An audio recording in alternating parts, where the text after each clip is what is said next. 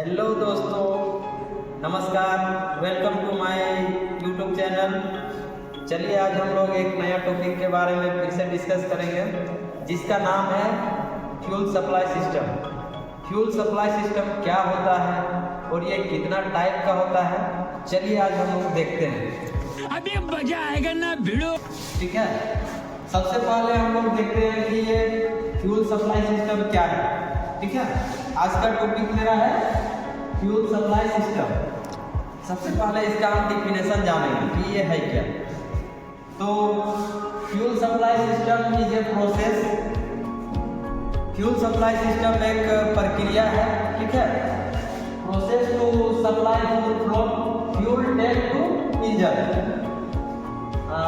Is called fuel supply system. बोला कि fuel supply system एक प्रोसेस है जिसका प्रयोग गाड़ी में जो हम लोग फ्यूल यूज करते हैं वो फ्यूल को फ्यूल टैंक से इंजन तक कैसे ले जाते हैं। ठीक है, देखते हैं हम लोग कि फ्यूल सप्लाई सिस्टम कितना टाइप का होता है। ठीक है, तो बेसिकली जो है सप्लाई सिस्टम 3 टाइप का होता है, समझ गया। पहला जो है ग्रेविटी फ्यूल सप्लाई सिस्टम, दूसरा है LPFI फ्यूल सप्लाई सिस्टम, उसके बाद तीसरा है CRDI फ्यूल सप्लाई सिस्टम। ये 3 टाइप का मेरा फ्यूल सप्लाई सिस्टम है। अभी हम लोग बारीकी से इसको देखेंगे। फ्यूल सप्लाई सिस्टम क्या होता है, LPFI सिस्टम क्या होता है, CRDI सिस्टम क्या होता है। ठीक है, A few moments later. तो सबसे पहला हम लोग देखेंगे कि ग्रेविटी फ्यूल सप्लाई सिस्टम क्या है। ठीक है, ध्यान दो इधर।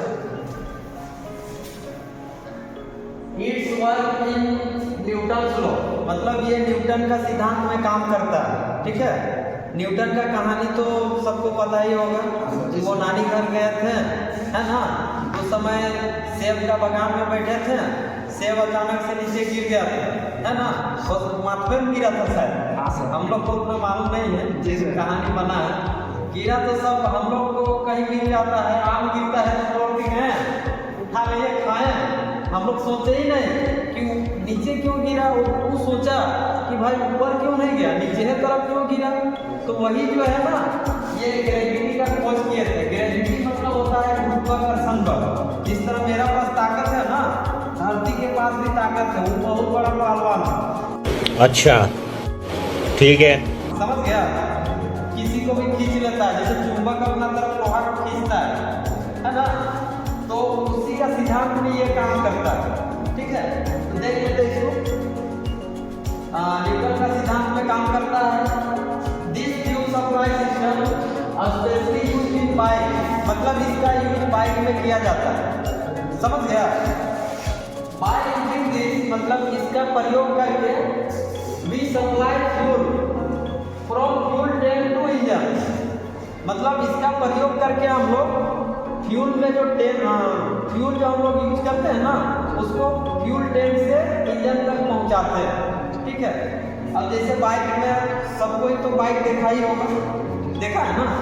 अब बाइक में देखना कि इंजन के जस्ट ऊपर में टंकी रहता है, देखो सैंपल बना दिया है ना, ये समझ लो बाइक है।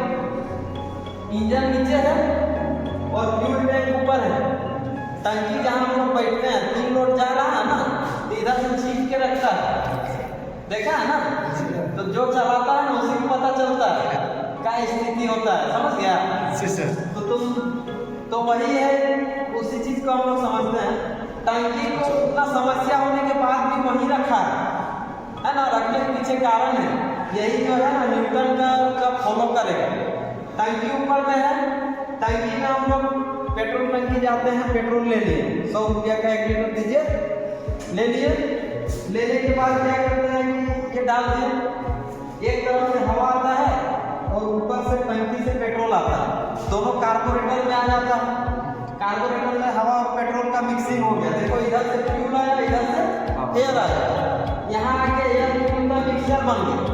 तो नीचे देखो इंजन में क्या जा रहा है, एयर और फ्यूल जा रहा है, समझ गया। तो देखो कि फ्यूल सप्लाई सिस्टम में फ्यूल टैंक से इंजन तक हम लोग पहुंचाए ना, तो इसी को हम लोग बोलते हैं ग्रेविटी फ्यूल सप्लाई सिस्टम। अभी हम लोग आगे देखेंगे कि LPFI फ्यूल सप्लाई सिस्टम क्या है, ठीक है। चलिए आगे करते हैं। 2000 years later. तो दूसरा मेरा है MPFI सिस्टम, ठीक है। MPFI का पूरा नाम होता है multi point fuel injection system, ठीक है। ये जो है स्पेशली मेरा 4 व्हीलर का पेट्रोल इंजन में यूज होता है। 4 व्हीलर होता है ना, एक डीजल जिसमें डालते हैं और एक में पेट्रोल डालते हैं। तो जो गाड़ी में पेट्रोल डालते हैं वही गाड़ी में MPFI सिस्टम का इस्तेमाल किया जाता है। इसका प्रयोग करके जैसे हम लोग जो पेट्रोल लिए गाड़ी में देखना कि पेट्रोल का जो टंकी रहता है वो पीछे रहता है और इंजन आगे रहता है, समझना।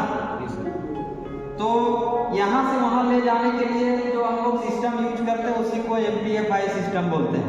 अभी हम लोग देखते हैं कि ये कैसे काम करता है, ठीक है।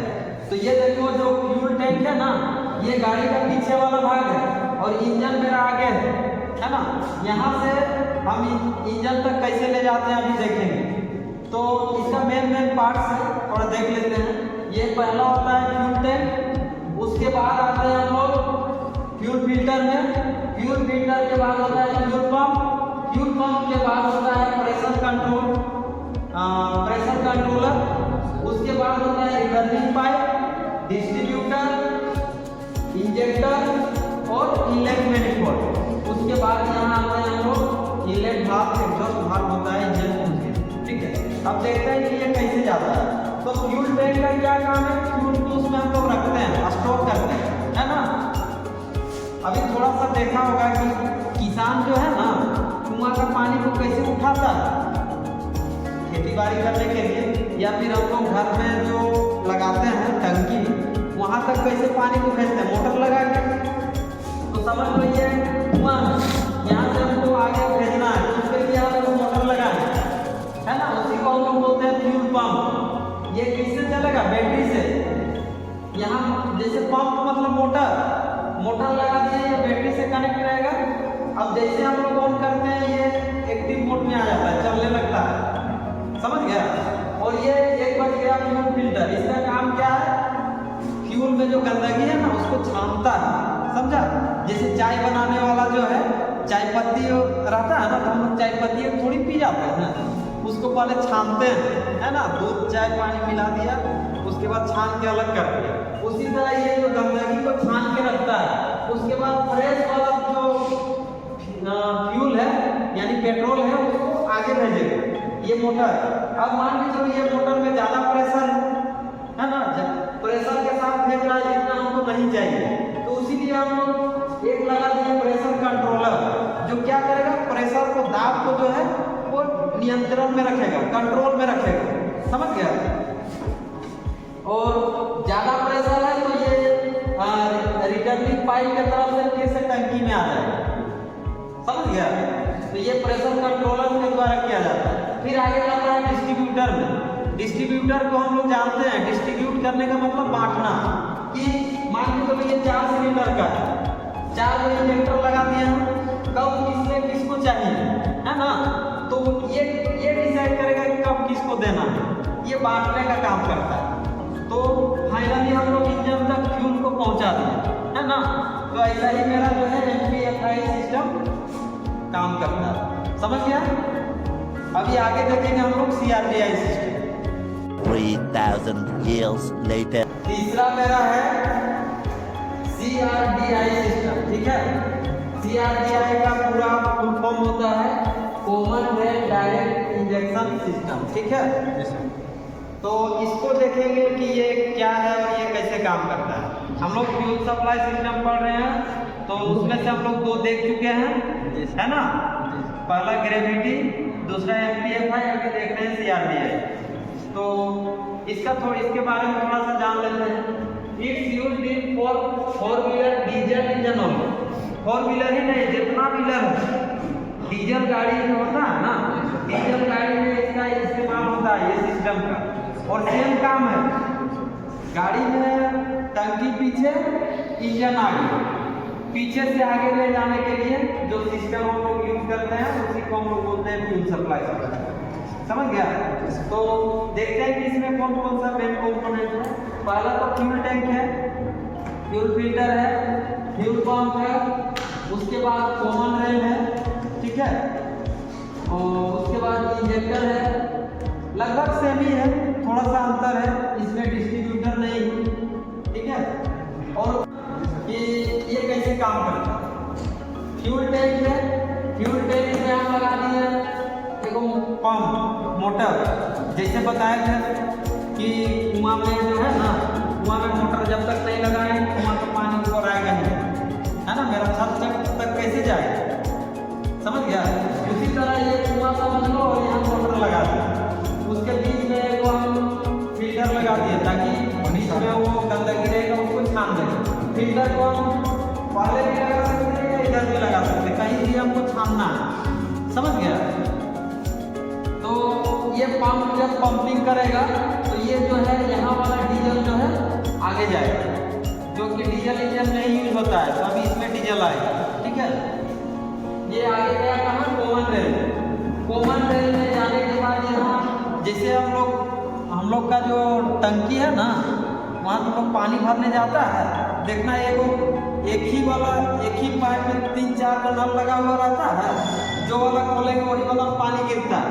सेम इसमें भी 4 को नल लगा है, हम लोग 4 लड़का के 4 बोतल भर सकते हैं, है ना। तो इसमें जो है कॉमन रेल, उसी को हम लोग कॉमन रेल बोलते हैं। यहाँ आके पूरा डीजल भरा हुआ रहता है, जब जिसको जरूरत पड़ेगा वहाँ से इंजेक्टर क्या करेगा, इंजेक्ट कर देगा, छिड़क देगा, समझ गया। तो हम थोड़ा सा मतलब मिसिंग हो गया था, मजा आया। यहाँ पे जितना सारा सेंसर लगा है ना, ये जो है MPFI में भी लगा हुआ रहेगा, ठीक है। गाड़ी में देखना, आजकल का गाड़ी में बहुत सारा सेंसर लगा हुआ है, ठीक है। तो वो सेंसर को कौन कंट्रोल, देखो पहले सेंसर को देखते हैं। पहला जो है थ्रोटल सेंसर, मतलब कितना मात्रा में जो है डीजल या पेट्रोल को हम आगे ले जाएंगे। जब एक्सीलेटर दबाते हैं ना, तो वहाँ जो थ्रोटल वाल्व होता है वो कितना खुला हुआ है वो सेंस करता है। सेंस करने के बाद ECU में भेजता है, इसको इलेक्ट्रॉनिक कंट्रोल यूनिट बोलते हैं, समझ गया। उसी के जैसा होता है टेम्परेचर सेंसर। अब हवा का कितना टेम्परेचर है, फ्यूल में कितना टेम्परेचर है, तापमान है ना, तो ये टेम्परेचर सेंसर टेम्परेचर को सेंस किया। उसके बाद आता है प्रेशर सेंसर, कि फ्यूल में कितना ज़्यादा प्रेशर है ना, कितना ज़्यादा जा रहा है। बचपन में कोई खेला भी किया होगा, है ना, हाई प्रेशर मार रहा है ना। उसके बाद आता है ऑक्सीजन सेंसर, ऑक्सीजन कितना मात्रा में आ रहा है वो सेंस करेगा। उसके बाद आता है फ्यूल सेंसर, फ्यूल है कि नहीं है उसको भी सेंस करेगा। उसके बाद पोजीशन सेंसर। तो ये सारा सेंसर जो है गाड़ी में लगा हुआ रहता है। आजकल देखेगा एक से एक गाड़ी आ गया, लोकेशन देके और हम सो गए ना, हमको अपना जगह तक पहुंचा दिया, है ना। तो इतना अपडेट हो गया। तो ये सब सेंसर जो है इसमें लगा हुआ रहता है और ये सब काम करता है, समझ गया। तो ये दोनों में रहेगा, CRPI भी और MPFI।